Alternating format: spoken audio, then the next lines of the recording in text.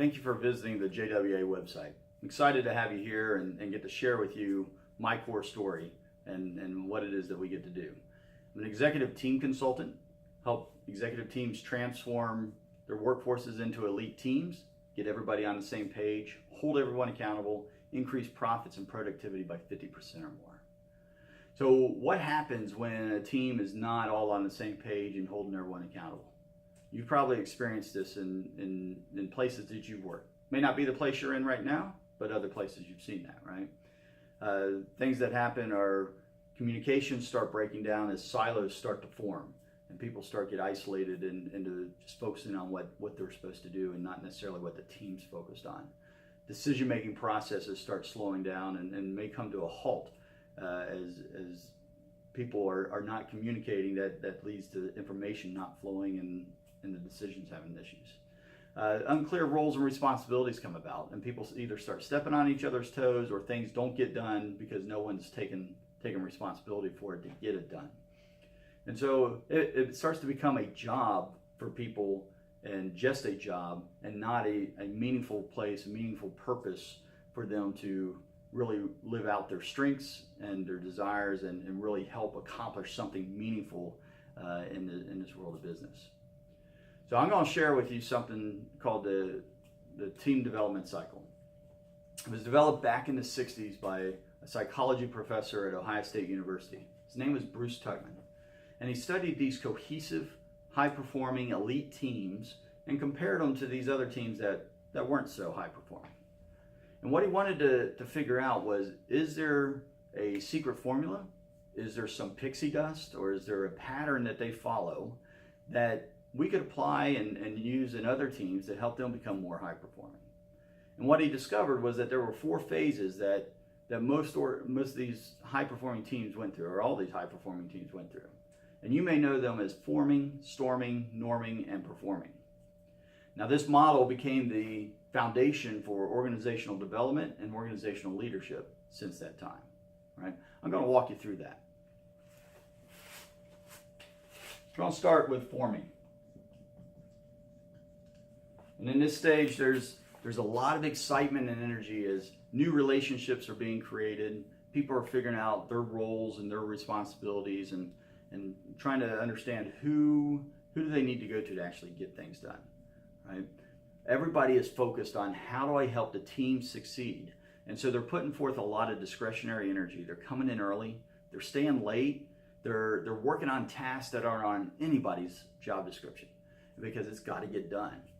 And everybody's getting along with each other, they're collaborating, corroborating, they're communicating, and coordinating efforts because there's not been any real hard decisions yet that's ticked anybody off, and so the personalities haven't come into play yet. And so everyone's anticipating that if this team can do what it says it's going to do, they want to be part of it. There is some hesitation though during this stage because people aren't exactly sure the full scope of their roles and responsibilities and exactly how they're going to fit and contribute to the team's success. And there's a little doubt that this team can actually pull it off because we've all been let down by teams before in the past, right? Then they'll face a storm. Storms can be caused by internal or external factors. Externally, it could be the election cycle, could be the economy, could be a big client or donor coming on board or leaving. It could be changing in the regulations of that industry. Internally, it could be key personnel turning over for whatever reason. It could be good or bad reasons. There could be major equipment that breaks down that you rely on. Now, I know that never happens in this high-tech world. Nothing ever breaks, right? It could be that priorities aren't clearly defined across the organization, and since resources are limited, well, most organizations I know, resources are limited. You may be different. But since resources are limited, people start fighting for those resources to make sure that what they think is most important gets done. And so what's happening is that there's this uncertainty and ambiguity that gets introduced into the organization. People start to get frustrated with this, right? Because they start to question, is this the direction that I signed up for? Is this the path that I thought this team would take and that I was willing to go with them? And so they start to question their commitment to the team and their loyalty to the team, and they start talking about the passion, direction, and really what's our purpose, because it's really a difficult time. And so what happens is people start taking their mind off how do I help the team succeed, and they start focusing on how do I survive the storm.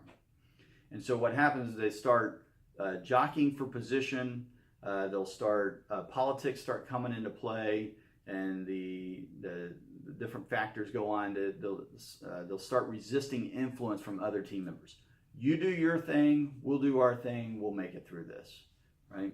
And so these silos start forming, which causes communications to start breaking down because people aren't actively communicating, proactively communicating with each other. And the decision-making process starts coming to a screeching halt because it's just easier to do it myself than to wait on someone else to get it done. And so what happens is productivity starts going down, things stop happening, the trust level in the rest of the organization and team start dropping, and the finger point starts, the blame game happens, and instead of really starting to solve and working together to solve the problems. And what you may see is some rebellion against the authority during this time as well, because as leadership is trying to navigate this storm, they're changing the priorities around, trying to figure out how to make it through it. And they're communicating all those changes, which is great, but the people on the receiving end of all those communications go, whoa, when you get your act together, you come back to me and you tell me what you want me to do differently. But until then, I'm doing this because that's in my job description. That's what I get paid to do, and I don't get slapped when I do that. I've been getting slapped when I try to take the initiative, and it's not working. And so that's the storm, and they're in that. If they survive the storm, they'll then go into the norming phase. And this is where we start to see a sense of settling and peace come about as people start to figure out who it is we need to go to actually get things done. Right? They start figuring out their roles and responsibilities in this new normal. As during the storm, we might have lost some people coming out of the storm. We may lose people coming out of the storm, which isn't a terrible thing, because sometimes when you lose people out of the storm, they may be the reason why you were stuck in the storm. They may not have caused it, but they weren't necessarily keeping it going. So when you're in the norming phase and you have people now able to work together and working through this, they've come through that storm, they're willing to work through it, they'll start building this trust again as things start to happen, because the systems and processes start falling into place, and we start to see that trust factor come up in each other, the confidence in the organization and the team and the systems. And so you start to see people actually start to say, hey, I made a mistake, or I'm overwhelmed and I need help, and you'll actually see the team come alongside them and actually be able to help them. And so what happens is you start to see this traction and momentum that carries you into the performing phase. And so in the performing phase, this is where we really start to see the cohesive, high-performing elite teams come about, right? Because everyone is pulling in the same direction. And they're able to do this because they're all, they understand their roles and responsibilities. But more importantly, they understand the roles and responsibilities of everyone else. I may not be able to do your job, but I know what your job entails, and I know how my decisions and actions impact your decisions and actions, and vice versa. And so when I'm making decisions and taking actions, I can do that with the idea of I'm working on helping the team succeed and not just do my job, right? And so that makes for a great results, and we're all pulling in the same direction again. And what happens with this understanding of everybody's roles and responsibilities comes transparency, and with that transparency can come accountability. And so with the accountability now, since I know what you're supposed to be doing, I can tell you, say, hey, listen, I need this done that you're responsible for before my team can move forward. But I also know that it's third on the priority list, so what do you need from us to get 1 and 2 done so you can get to 3 so we can keep going? And so what happens is we start seeing people sacrifice for the team now as well, because as you're out doing some priority for the organization, you've got these other responsibilities that need to get done. And so a team member, without being asked, because they understand what has to get done for the team, they will step up, get it done, and when you get back, you're like, what happened? They're like, we took care of it. And you're like, Roger that. And so there's this excitement and energy of coming into work again because everyone's got each other's back and we're all pulling in the same direction, right? And we're anticipating that I can't wait to see where this team's going to go next. And so it's exciting again, and we got that high energy back and people are really focused, okay? Now, what happens is when we perform, we grow. And so when we grow, we're forming again because we're adding new people in there. And so we're forming again. It's a new team. We got to address that. We got to make sure we're forming that. And then no matter how good we are at preventing internal storms, there's always external storms. And quite frankly, there's probably always going to be some internal storms as well. And so whether we form and then hit the storm or we go directly to the storm, we go through, there's going to be storms again, right? And so this is a cycle.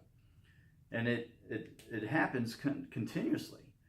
And I look at it as a spiral staircase. You're either going to go up it or you're going to come down it, but you're not going to hang out on any one step for too long, okay? My background is the military. I'm a Naval Academy grad, Marine Corps infantry officer, and had the privilege and honor of leading and serving on some pretty awesome teams doing some amazing feats. The level of performance you get when a team actually trusts each other, is willing to hold each other accountable, actually knows how to hold each other accountable, and when they're willing to sacrifice for the team is like nothing else. And when I got out and I worked with some really good organizations with great people, talented people in there, and they operated okay, but they weren't anywhere close to what their full potential was. And they knew it, and I knew it. And as I interacted with the leadership at multiple levels, with the business owners, the entrepreneurs, and the executives, what I discovered that really blew me away was how few of them have ever operated on an elite team. So if they've never operated on an elite team, how are they going to know what one looks like from the inside? How are they going to know how to get there? When they see one, they want it. Everybody wants to be the New England Patriots of their industry. Nobody has a clue really what that means and how to get there, right? I don't know how much military background or knowledge you have. I was with the Marine Corps Infantry, which is the combat arms, the infantry, the artillery, the tanks, the trigger pullers, the frontline folks, the tip of the spear, right? Our officers, which are our executives, were in position no longer than 2 years at a time, right? We turned over the entire unit 100% every 4 years. And yet we are the most effective fighting force out there. How many organizations you know could do 100% turnover in every 4 years and still be functional? I don't know too many of them outside the military that do that, all right? And it's because we did this, right? I didn't learn this model in the military, but this is what we did. And we did not have a year to build an elite team because it was a matter of weeks before the next storm, weeks or months before that next storm that came could have been life-threatening. And so we had to be able to get to an elite status very quickly to be able to function and face whatever was coming our way, right? What I've discovered is there's typically two types of consultants out there. There's the strategic consultant. They'll come in, they'll help define your purpose, your values, your vision, your mission, your goals, work with your marketing strategy, put together your marketing brand. Very important stuff. Not where I start. I have skill there, but that is not where I start. All right? You have tactical consultants. Experts in their industry, been in their industry 10, 15, 20 plus years. HR consultants, a great example. They'll come in, they'll help navigate the labor law changes that are going on, put together the employee handbooks, do the employee benefits package. Accountants, great tactical consultants. They'll come in, they'll solve the tax problem, they'll solve your bookkeeping problem, they'll do the audits and those aspects of it. Again, very important, not where I start. I'll call in those experts as we need them, as we identify which ones we need in that area. Right? Here's where I'm at. I'm the operational consultant. My clients know what they want to go do. They've got talent on their team. They are experts in their industry. They're just not all on the same page, holding each other accountable, working on, and the communication and decision-making processes and systems aren't functioning at a level that they know they need to operate at to handle the volume and pace that they're working on to get to the level of excellence that they want to get to and accomplish the goals that they're after. Right? In my 25 plus years of developing elite teams in both the military and private sector, I developed something called the Elite Team Mastery System. It allows me to be the catalyst to help organizations navigate forming, storming, norming, and get to performing quicker, more cost effectively, hang out there longer, and then I can step away. And then when they're ready to go through it again, I can step back in, help them navigate that process with the idea that over time, we're going to train the organization on how to do this themselves, so they need less and less of me. Right? Is that making sense? I hope so. Glad you're sticking around on this. Let me tell you some of the results that we're having on this. I've got one client, after working with them 9 months, we increased revenue by 38%. We increased profits by 92%. I've got another client, after working with them just 5 months, they had their highest net profit quarter in their history by 27%. The next quarter was their third highest net profit quarter, and the principal was out for 4 weeks for back surgery. So we were able to build this leadership team in a matter of 6 months that this team was to this point that he could go out on back surgery. That he could go out on back surgery for 4 weeks and the operation still operate profitably. Right? 2016 over 2015, I've got one client that was up in net profits 200%. I've got another client up 400%.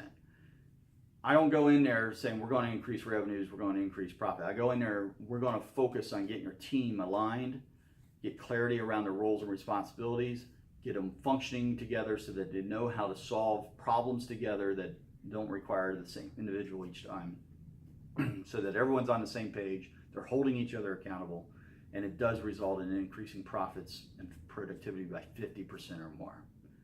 Right? Let me tell you how I deliver this. There's corporate consulting. It's 3 weeks or 3 months, 6 months, or 12 months to fully implement the Elite Team Mastery System. I tell my clients, I can get your entire team on the same page in 1 day. Keeping them on the same page, holding them accountable, that takes a lot longer. And that's why there's got to be that longevity on there. I do executive consulting and coaching and interviewing and hiring. And these can be standalone programs with my smaller clients, but it's really part of the bigger package of corporate consulting, because when I work with an organization, I'm working with their leadership, their team, their systems, and their people to get them all aligned, all on the same page and holding each other accountable to get the results that they're after. There's corporate accountability. Right? Once we've implemented the Elite Team Mastery System, we don't want to lose it. So we'll decide if we're going to do quarterly, semi-annual, or annual sessions to keep it in place. There's team summits, 1 day, 2 day events focused on some specific team objectives. This is really good for staff retreats, for the team retreats, or it could be the board retreats for nonprofit boards. Boot camps and workshops. This is where you can send people to me or my associates to get some specific training. I hold an Elite Team Mastery System workshop where leaders can come from the different sizes of organizations. They can bring their whole team with it, but they come and they'll get the essential principles that leaders need to know to get everybody on the same page and hold everybody accountable. Powerful workshop. I have an embedded operator program. A lot of my clients, either at the COO level, the operations manager, or the office manager level, they're just kind of overwhelmed, or they may not have a solid leader in that role right now, and just having someone that I know that is awesome at that role can step in, add the extra energy, add the extra oversight, be really focused on making that change happen of the culture for the accountability piece, and help with getting the load down to a manageable level while I've got oversight on it and making sure that we're doing the right things and keeping things in the right priority to get to where you wanted to be with your team. Also, I'm a connector, so all my clients get my connector services. Growing a business you need a bigger team than outside of just your people there, right? You need a lot of different resources that at the right time that are qualified to really step in and do what you need them to do. I've got a great network of associates that pull in on that to help solve those problems. And then I'm a speaker. I love to share my story. I've got other topics as well to address with different organizations. So bringing me in for speaking engagements is part of my business model as well. So that's how I deliver the Elite Team Mastery System. Thank you for watching this. Thank you for being part of this and hearing my core story. If this is something that would be of value to you and your team, please contact us. I'd love to sit down with you and explore how we can help you transform your workforce into an elite team. Thank you.